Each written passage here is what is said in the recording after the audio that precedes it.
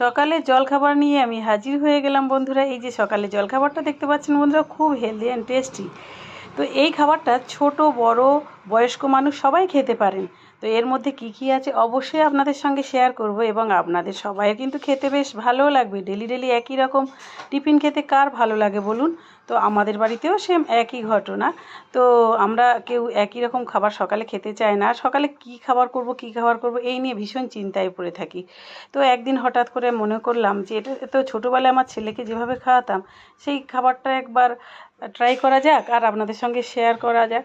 তো আমাদেরও খেতে ভালো লাগে, আমাদের জন্যও করে নিচ্ছি, একেবারে বেশি করে নিয়েছি দেখতে পাচ্ছেন বন্ধুরা। এর জন্য কিছুই বিশেষ লাগবে না, কি কি লাগবে অবশ্যই আপনাদের সঙ্গে শেয়ার করব এবং ভালোভাবে রেসিপিটা বলে দেব।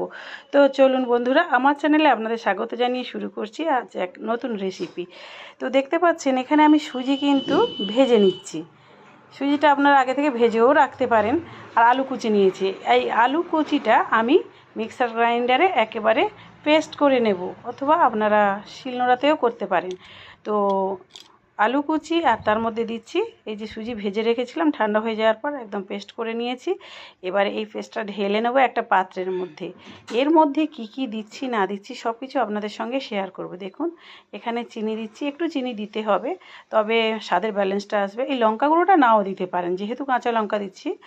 তো হলুদ গুঁড়ো একটু দিলাম, তো এবারে লবণ একটু দিলাম। এরপরে কি কি দেবো আপনারা তো দেখতেই পাচ্ছেন, লঙ্কা কুচি, পেঁয়াজ কুচি আর টমেটো কুচি এর মধ্যে দিলাম। এর মধ্যে আপনারা ডিম দিতে পারেন, চালের গুঁড়ো দিতে পারেন, অথবা আটা, গমের আটা দিতে পারেন। দিয়ে পেস্টটা ভালো করে নেড়ে নেবেন। আমি শুধু এখানে গমের আটা আর বা চালের গুঁড়ো কোনোটাই দিইনি বা ডিমও দিইনি।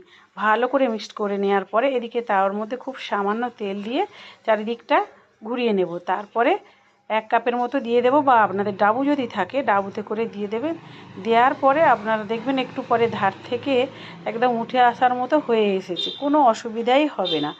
আমি একটু মোটা টাইপের করেছি তাই একটু খেলিয়ে খেলিয়ে চামচ দিয়ে দিতে হচ্ছে, আপনারা পাতলাও করতে পারেন। তো যাই হোক আপনারা দেখে নিন কি সুন্দর উঠে আসছে। আমি কিন্তু ডিম দিইনি, ডিম দিলে আরও ফসফস করে উঠে আসবে আর খুব নরম হবে আর খেতেও খুব সুন্দর লাগবে। তো আমি একদিকে তাওয়ার মধ্যে করছি আর আমাদের বাড়ির সবাইয়ের জন্য করছি, তো একদিকে তাওয়ার মধ্যে করতে সময় লাগবে তাই কড়ার মধ্যেও করছি, দুদিকে বসিয়ে দিয়েছি যাতে তাড়াতাড়ি হয়ে যায়। সকালের জলখাবার তো তো এপার ওপার করে ভালো করে ভেজে নেব লাল লাল করে, তাহলে খুব সুন্দর লাগবে। এর সঙ্গে আর কিছুই প্রয়োজন হয় না। তো কেমন লাগলো বন্ধুরা এই রেসিপিটা? আশা করছি ভালো লাগছে। আমার তো খুবই খুবই ভালো লেগেছিলো। আমার ছেলে ছোটোবেলায় এরকম মাঝে মধ্যে করে খাওয়াতাম, আমরা এখনও মাঝে মধ্যে করে খাই। তো দুদিকে বসিয়ে দিয়েছি, বাড়িতে 3 জন আছি, মোটামুটি 6টা করলে বা 7টা